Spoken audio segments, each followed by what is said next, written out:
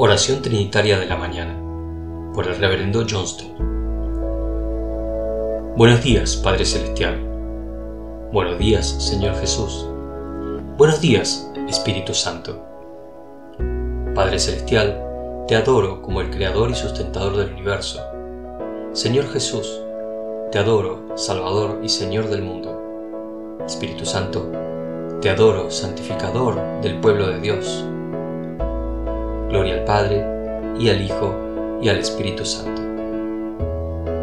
Padre Celestial, oro para que pueda vivir este día en tu presencia y agradarte más y más. Señor Jesús, oro para que en este día pueda tomar mi cruz y seguirte. Espíritu Santo, oro para que en este día me llenes contigo mismo y ello produzca que tu fruto madure en mi vida. Amor, gozo, paz, paciencia, amabilidad, bondad, fidelidad, mansedumbre y dominio propio. Sagrada, bendita y gloriosa Trinidad, tres personas en un Dios, ten misericordia de mí. Amén.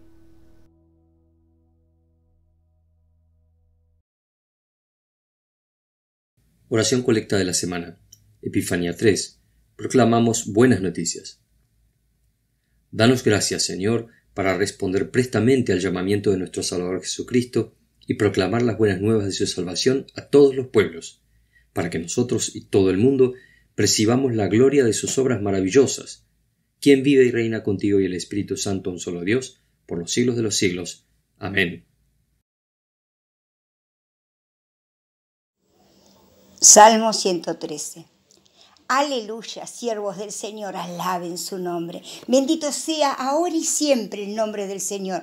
Alabado sea el nombre del Señor de oriente al occidente. El Señor está por encima de las naciones. Su gloria está encima del cielo. Nadie es comparable al Señor nuestro Dios, que reina allá en lo alto y que sin embargo se inclina para mirar el cielo y la tierra. El Señor levanta del suelo al pobre y saca del lugar más bajo al necesitado, para sentarlo entre gente importante, entre la gente importante de su pueblo. A la mujer que no tuvo hijos le da alegría de ser madre y de tener su propio hogar. Aleluya.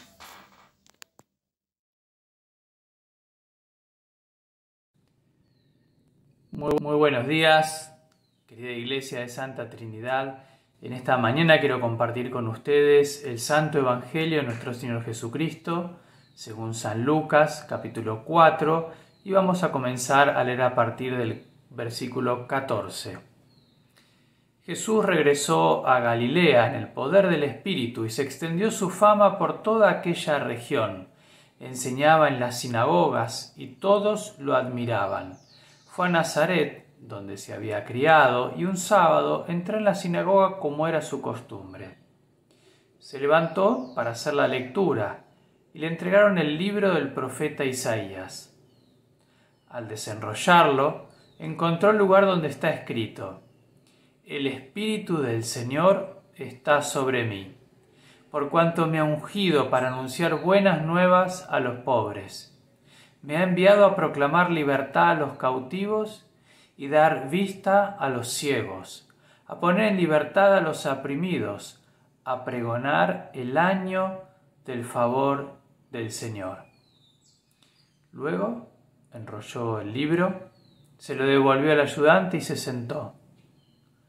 Todos los que estaban en la sinagoga lo miraban detenidamente, y él comenzó a hablarles: Hoy se cumple esta escritura en presencia de ustedes. Este es el Evangelio del Señor. Mientras grabo este video, tengo a mi mamá, a mi madre internada. La tuvimos que internar esta mañana y obviamente todas las corridas que vienen alrededor de lo que es cuando hay una emergencia como esta. Tiene COVID confirmado. Yo hasta ahora estoy bien, gracias a Dios. Y recibí un montón de saludos y de buenos deseos de personas allegadas, de amigos, que valoro y que aprecio muchísimo. Palabras como tranquilo, estoy seguro que se va a recuperar, que va a estar bien.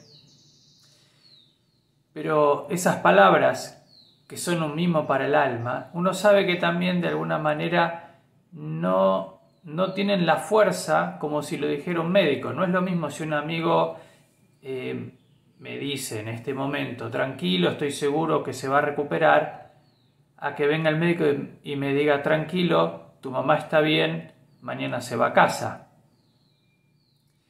La de mis amigos serán palabras con buenas intenciones. Obviamente apuntan a mostrarme su cariño, su compañía en este tiempo, pero el médico por ahí, en esta circunstancia, va a hablar de hechos. Y esto nos lleva un poco a la lectura de Nehemías, donde el pueblo estaba triste, estaba llorando, se sentía mal, pero recibieron una palabra que cambió su ánimo. Una palabra que les digo en realidad 3 veces, que les repite, no estén tristes, no estén tristes, no estén tristes.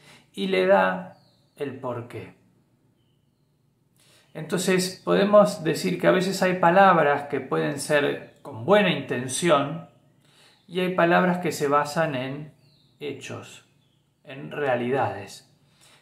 Te voy a dar otro ejemplo. Imagínate que perdiste tu teléfono celular, algo que para muchos puede ser trágico en este momento, y entonces en esa desesperación acudís al viejo teléfono de línea que todavía funcione, que por ahí muchos aún tienen en su casa, y llamás por teléfono a la última persona con la cual estuviste, por ahí la fuiste a visitar a su casa, y le decís, perdí mi teléfono celular. No es lo mismo si esa persona te responde, bueno, quédate tranquilo o quédate tranquila, ya lo vas a encontrar. Así te dice, quédate tranquilo, está acá. Unos son buenas intenciones, ya va a aparecer, pero otros son realidades, son hechos que cambian tu pensamiento y cambian tus sentimientos al respecto. Entonces quiero que exploremos esta lectura de Nehemías en el capítulo 8, en el cual recibe el pueblo que estaba ahí reunido escuchando la lectura de la palabra, esta frase, no estén tristes. Les recuerdo, no estén tristes porque este es un día santo, este es un día consagrado a Dios. Pero por sobre todas las cosas, esta frase que dice el gobernador Nehemías cuando dice, no estén tristes porque el gozo del Señor es nuestra fortaleza. No estén tristes porque el gozo del Señor es nuestra fortaleza.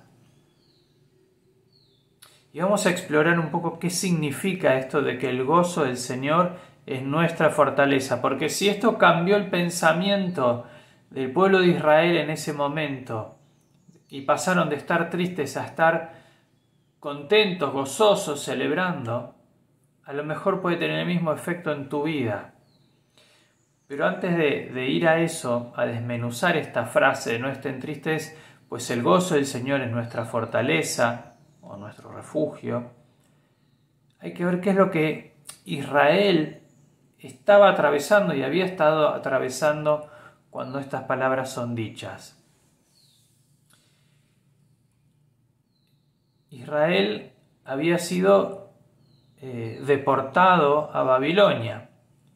Profetas como Jeremías, Ezequiel, Daniel, hablan de ese tiempo terrible de la deportación, cuando fueron arrancados de la tierra de Judá y llevados a tierra extraña en Babilonia. Previo a eso, Jerusalén había sido sitiada, había sido rodeada por el ejército de Nabucodonosor. No se sabe a ciencia cierta cuánto tiempo, pero podemos decir que en promedio fueron alrededor de 2 años de sitio.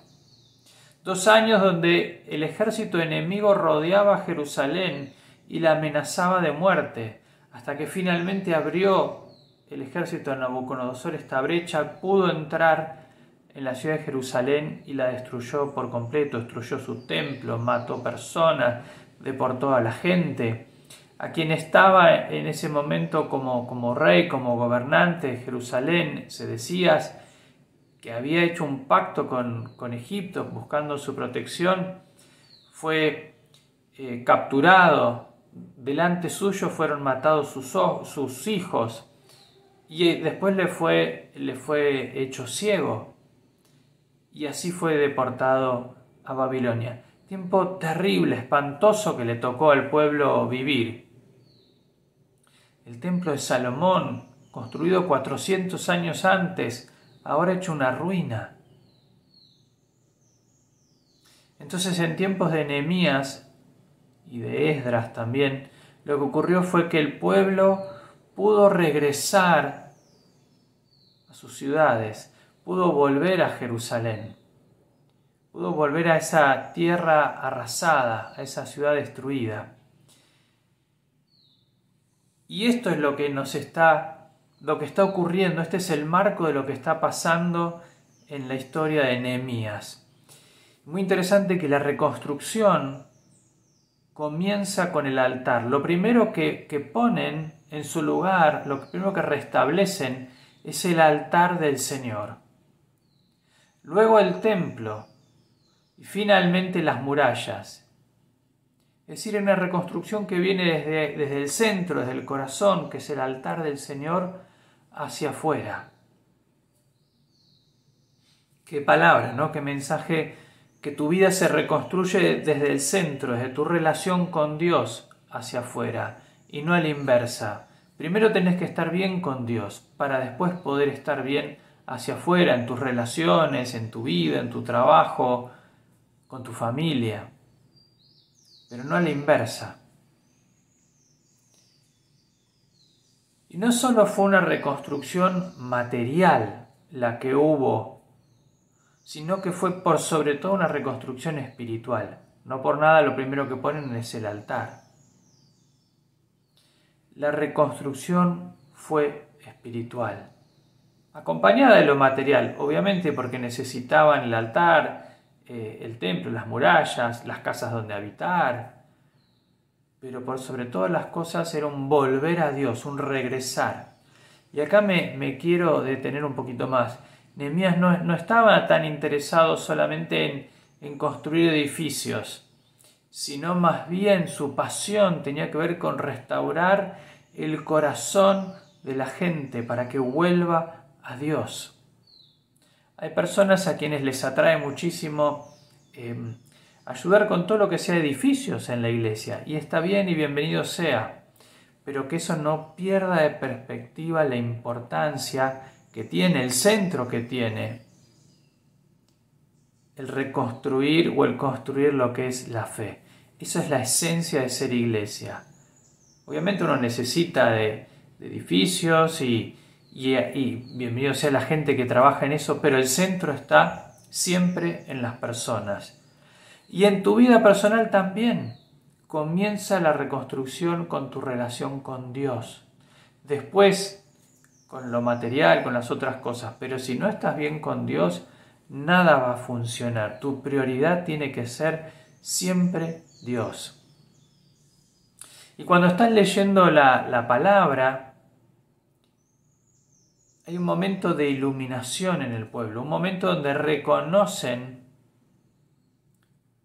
y ven y entienden y cobra sentido todo lo que habían atravesado.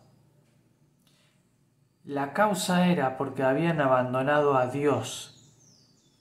El pueblo y sus gobernantes le habían dado la espalda a Dios y por eso sufrieron todo lo que sufrieron. Por eso para reconstruir tenían que empezar poniendo la piedra principal, poniendo a Dios en el centro. Y en esta lectura que va haciendo Esdras, junto con la gente que estaba ahí, dice que comienza de madrugada y se extendió hasta el mediodía, casi como una imagen de que va llegando la iluminación al pueblo. La luz va brillando cada vez más intensamente en el día, pero también a través de la palabra, hasta que rompen en llanto, hasta que se ponen tristes porque comprenden el pecado del pueblo, de haberse apartado de Dios. Y ahí es cuando reciben esta palabra, no estén tristes. Y es solo cuando Dios está en la ecuación que las cosas cobran sentido. Es solo cuando Dios está en la ecuación de tu vida que todo tiene sentido y que podés sentir ese profundo gozo al cual estaban siendo invitados y recibieron después. Porque el nacer no tiene sentido si no ponemos a Dios. La vida no tiene sentido si Dios no está en ella. Y la muerte tampoco tiene sentido si Dios no participa en la ecuación. Porque cuando entendés que Dios está en tu vida, la muerte tiene sentido porque es unir con Dios, no es un vacío. La vida tiene sentido porque entendés cómo tenés que vivir tu vida. Y tu nacimiento también porque es un don de Dios, es un regalo de Dios. Y es una oportunidad cada vida para que pueda conocer a Dios y relacionarse con Dios y servir a Dios. Por eso el centro tiene que ver con Dios, si no, nada va a tener sentido. En ese día estaban celebrando que habían terminado la muralla. Esdras, que era el profeta, Nehemías, que era el gobernante, los levitas que estaban ahí, los cantores, estaban en medio de una celebración porque la muralla había sido terminada, la ciudad quedaba protegida de los enemigos, se había construido con mucho dolor, con mucho miedo ante la amenaza de los otros pueblos de que iban a ser atacados, pero habían orado con fe a Dios, pidiendo que Dios los cubra, los proteja, y Dios fue fiel, y pudieron terminar la obra, y la estaban celebrando. Es casi un culto lo que uno lee en Nehemías capítulo 8, porque hay alabanza a Dios, porque hay lectura de la palabra, y porque hay explicación de la palabra, y sobre todo, porque Dios se manifiesta transformando los corazones de quienes estaban recibiendo esa palabra. Estaban leyendo esta palabra al lado de la que llamaba la puerta del agua, que estaba al lado de la fuente de Gijón, que es la que proveía el agua a la ciudad de Jerusalén. Es como que estaban en el lugar donde también no solo recibían la luz del mediodía, pero también el agua que les daba vida, el agua que transformaba, que limpiaba. Reconocían su pecado y su necesidad de volver a Dios. Y se daban cuenta que no eran ellos, sino que era Dios. Por eso esta frase, el gozo, no está en lo que uno logre, sino que el gozo viene de Dios. El verdadero gozo viene de Dios. Hay personas que piensan que su poder radica en su fuerza, o radica en su inteligencia, en su capacidad, o radica en que tienen muchos contactos, o en su poder económico. Pero ¿sabes qué? Todo eso se puede perder de un día para el otro. El verdadero poder, como declama acá Nehemías, está en el Señor. Y ese poder se hace realidad cuando hay gozo en tu corazón, y el gozo en tu corazón viene cuando Dios está presente.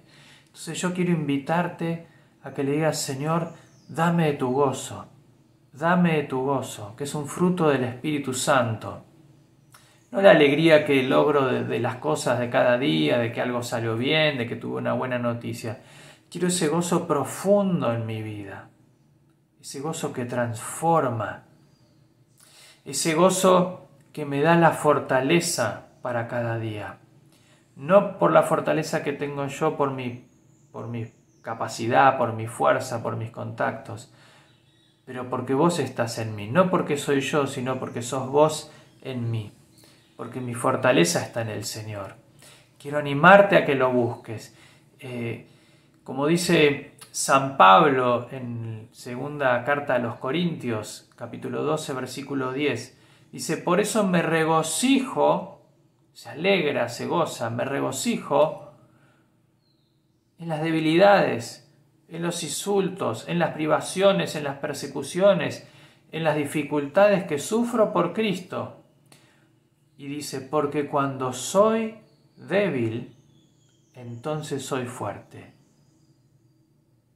Me regocijo en las debilidades, porque cuando soy débil, entonces soy fuerte. Pablo reconoce que cuando él es débil, más necesita de Dios, más busca de Dios, más necesita ser llenado de Dios. ¿Para qué? Para poder hacerle frente a todo eso, para poder servir a Dios, para predicar su palabra. Se regocija, se goza en que necesita a Dios. Y Dios en su fidelidad le da la fortaleza, tanto a Pablo como a vos, como a mí, para seguir adelante. Que la fortaleza está en el gozo que viene de Dios. Y te animo a que encares cada día de tu vida, comenzando hoy, en la presencia de Dios, pidiéndole a Él que esté presente en cada cosa que hagas, en cada palabra que pronuncies, con cada persona que te encuentres. Que Dios esté presente en vos y que leas su palabra. Te animo a leer su palabra, porque esa es una palabra que transforma, que desafía, que anima, que enseña. Así que volvé a la palabra, volvé a la Biblia, léela, porque esa es la palabra que tiene Dios para vos. Que el Señor te bendiga muy ricamente en este día. Amén.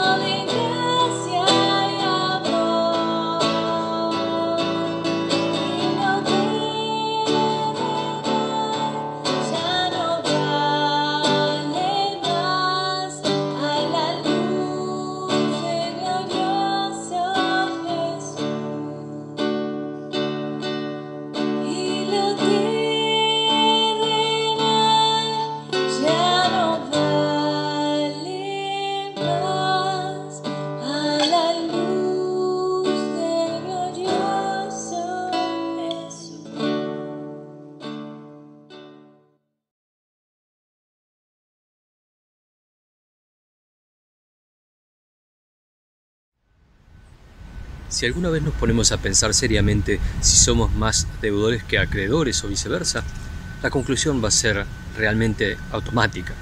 Debemos mucho más de lo que damos. Desde que hemos nacido hay quien nos cuida, quien nos alimenta, quien nos hace crecer, quien nos ayuda. Hasta el día de hoy, siendo adultos, un montón de personas nos dan todos los días un montón de cosas, servicios, cuidados. ¿Y qué hablar de Dios? Cuando le debemos a Él la vida, cuando le debemos la salud, le debemos las posibilidades de trabajo, de estudio, de todo tipo, las muchísimas bendiciones con que contamos día tras día. De Él somos absolutamente deudores. ¿Y qué es lo que Dios nos pide a cambio? Que le demos todo, que le demos la vida. Les ruego que escuchen con atención estos consejos para poder ayudar a tener una relación correcta con Dios también desde el punto de vista de aquello que se nos da y qué hacemos con lo que se nos da. Recuerden esto: el que siembra escasamente cosechará, y el que siembra en abundancia cosechará. Cada uno debe dar según lo que haya decidido en su corazón, no de mala gana ni por obligación, porque Dios ama al que da con alegría. El primer día de la semana, cada uno de ustedes debe apartar algo, según lo que haya ganado y prosperado.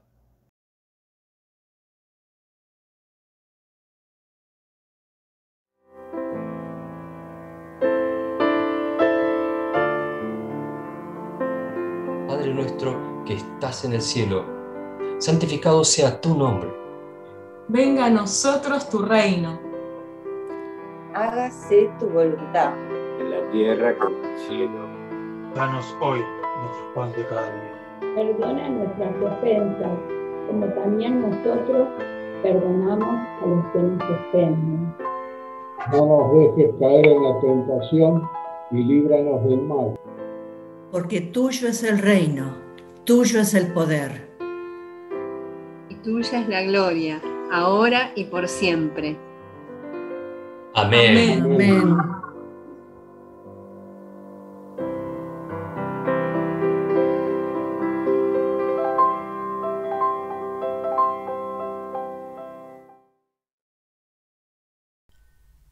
Reflexión de la semana: el poder de cambiar.